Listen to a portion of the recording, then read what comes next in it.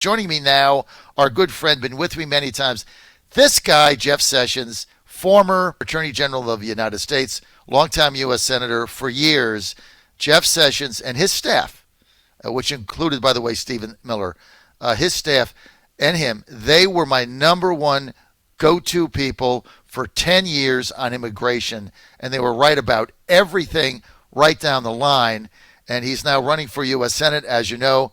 Attorney General Jeff Sessions. Mr. Attorney General, great to have you with us, sir, again. Good, John, and it's good to be with you. And you've been in this a few years now. Well, I've been doing this for 10 years. The first time we met was year one. You would come on about every couple months from your Senate office, and you know, we were one of the first people really exposing all of the immigration fraud and abuse that was going on, and how it was depressing wages and flooding the market. And I remember all the HB1 visas that didn't make any sense, India taking white collar jobs. You're the first person in the Senate, sir, to have the courage to really bring that to the attention of the American people.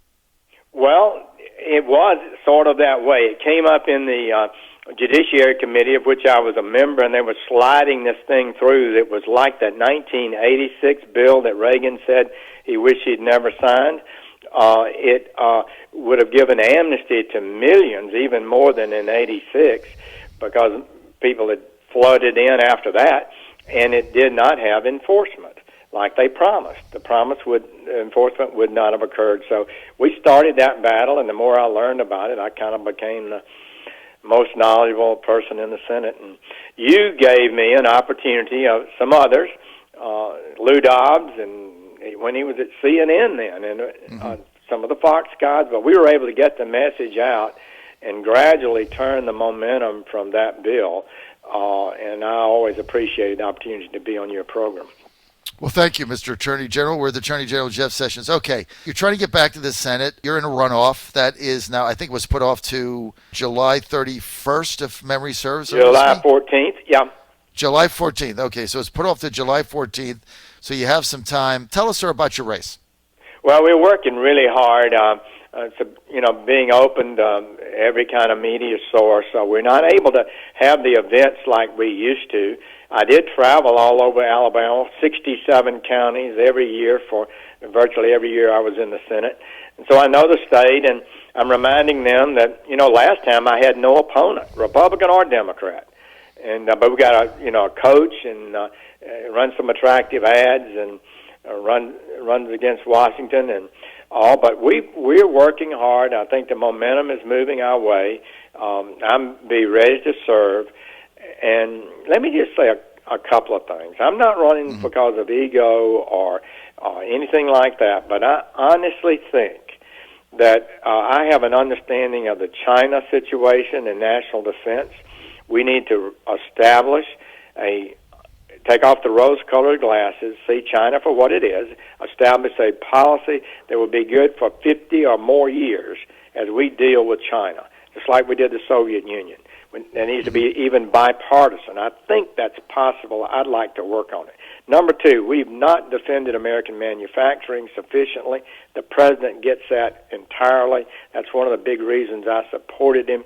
If you remember, I led the fight against the Trans-Pacific Partnership, which was like a European Union light, where the Sultan of Brunei got the same vote as the President of the United States, and Obama was pushing it, and the Republicans were voting for it. President Trump, basically, when he hammered it, that's when it died. And then immigration. We need to fix the border, build the wall, and get that thing done now. And if we don't get it done in the next couple of years after Trump's elected, we may never get it done, That's just a fact. That's just a fact. So I think we have an opportunity with President Trump and his reelection to advance some agenda items that the people care about. And maybe not the Washington establishment, not even some of the Republican establishment, but the people. The interest of the American people is at stake, and it could be historic, and I'd like to be a part of it. I think I can make a unique difference. Senator Jeff Sessions, Mr. Attorney General, former Attorney General of the United States with us, Jeff Sessions, running in a runoff against Tommy Tuberville, former coach of Auburn. I'm not a Tommy Tuberville fan because I'm an Ole Miss fan, and he said he wouldn't leave, and then he bailed on us, and he said you have to take me out in a coffin. 2 weeks later, he got a better job and went to Auburn, so I'm not a fan. Now, having said that, that's just football. I just want to tell our audience, look, I was with the Trump campaign and the movement from before it started, and I got to point something out. We had no bigger supporter in Congress at the early stages than Jeff Sessions in the U.S. Senate. In fact, Senator, remember this, one of the most rattling events for the establishment that we ever had was early on. It was in August of 2015, and we did a rally in Mobile Stadium, sir. Do you remember that? Oh, yeah, I do remember that. This is where we got on the map. It was in August or the end of July. We packed it. We had like 25,000 people there in a football stadium at Mobile Bay. We had people lined up for hours. That's where we knew we had a movement. No one that was an elected official would back us. They wouldn't touch us. They were all afraid. Who was standing with a red hat on at that rally on the stage in Mobile Stadium? Who was that senator that was standing with us? Well, that was something. I was that was you. So proud that to was have you. Him come to Alabama, and nobody else much was there. But I felt like I'm thinking, look, the man is wants to fix immigration. I want to fix immigration. The man's not happy with our trade relationship. He thinks people are taking us to the cleaners, and we're closing factories everywhere. I agree with that. He said we've been too deeply involved in endless wars in the Middle East, and I'm thinking, I've been supported all that, but he's right about that. We got to rethink this. Mm-hmm. And so I'm saying, So I endorsed him, the first senator, I guess I was the number one most prominent elected official in the country that supported him for months before anybody else did. We had some congressmen that came up, but I just. But they came on much later. You were what the American people wanted. You were the first one. I mean, we had Chris Collins that came on much later before the New York primary. That was, Trump was already ahead in the delegates. You were the first congressional elected figure that we had that backed the candidacy, that endorsed the president. You were there at that stadium in Mobile. You endorsed him there. You had his hat on. There were 25,000 people. You were the first. Now, things happened when you were Attorney General. We can quibble over that, but you can't quibble over the fact, based on evidence of fact, that Jeff Sessions was a number one Trump supporter, the number one in Congress, in the U.S. Senate when he ran for president, and you've been fighting for all of Trump's policies. You were America first, sir, before there was an America first. You were the one that carved this out. You carved the pathway, and you were on the front lines for a decade and a half. So I just want to say that to our listeners. There was no bigger supporter than the president of Jeff Sessions, and no bigger advocate of the America First movement than Jeff Sessions. And now he's running for U.S. Senate. He would be a tremendous ally of the Trump administration in the second term and for the movement if he were to get back to the Senate in Washington.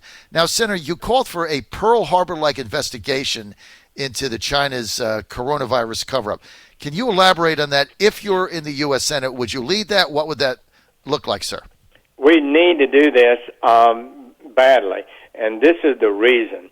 China is a communist country. They're atheistic. Their religion is the regime, as all communist regimes operate, and they lie to their people, and they lie to the world. Mm-hmm. And we can't have the same relationship with China that we have with Canada. Give me a break. We need to take off the rose-colored glasses. We need to understand that every strategic thinker will tell you that in the next 50 or 100 years, China represents the greatest potential threat to the United States in the world. Mm-hmm. It's just fact. So we need to they've taken advantage of us. That's one thing President Trump and I talked about, traveling on the plane together, talking about these issues. He understands something that a lot of Americans haven't grasped. We are not dependent on China. China is dependent on us. They have this huge trade surplus with us. They sell us so much more than they ever buy from us. They block our sales to China while maximizing and subsidizing their sales to the United States. And that's the wealth they've created that helped surge them ahead. Their goal is to be the number one economically, number one technologically, number one militarily by 2049, the 100th year of the revolution, Chinese Communist Revolution. So we need to stand up. The president's already slapped tariffs on them. He's brought them to the table, and we need to sustain that. But first and foremost, the whole world needs to see that China has lied about this virus for their own interest, and those lies allowed this thing to spread. And one study said as much as 95% of it could have been avoided if they told the truth just 3 weeks earlier. And now we've got a intelligence report of the Five Eyes, Australia, New Zealand, Canada, UK, and U.S., the Five Eyes report says that they knew as early December that this was contagious. They were denying it until January 20th, telling the world it wasn't even contagious. So this is one of the most horrific acts ever. They need to be held to account. The whole world needs to see it. The people of China needs to see their government lied. And I remember they put good doctors in jail who tried to tell the truth about it. And so I think this is they all hate this. China hates it. They're fighting it. They're doubling down on their lies. We just have to win this battle for truth. It's not a little thing. And then we use, as I said, our policy on trade and other things to secure our position in the world. We're with former Attorney General Jeff Sessions from Alabama. He's running in the runoff, and that'll be decided on July 14th. We're a big supporter of his. He's been with us for a very long time. We appreciate that. John, I would just say, too, while we're talking about a little history, you are one of the few talk show people who are talking to the American people every day who understood the Trump momentum, the Trump movement. And you gave him an opportunity, and many times that others weren't giving him. That was an important thing. Thank you, Mr. Attorney General Jeff Sessions, and give us a sense, Senator, of your view on coronavirus. Should states be opening? I know your governor, Kay Ivey, is opening some things up. Oklahoma, the governor of Arkansas, Asa Hutchinson, is just allowing for concerts, open venues with some restrictions.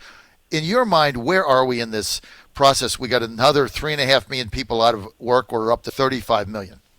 Oh, it's economically such a threat to us, and we can't ignore that fact. That the disease is not going to go away completely until we get a vaccine. I keep studying it, John. I know you do. Every time you read one story that leans one way, another one leans the other way. So the president knows how important it is. He calls it the toughest decision he's ever had to make. I know it is for the governor. So I am of the view that we need to move to opening up as fast as possible. I am of the view that people have learned a lot, that they're going to be far more cautious in any kind of environment for months to come than they were before this. We learned about the contagion that we have, and I think we can't continue. When you get to on religion and churches, that's popping up in Alabama, and the Attorney General Barr is correct. The Constitution gives you the right to assemble and freely exercise your religion. The Constitution gives you that right.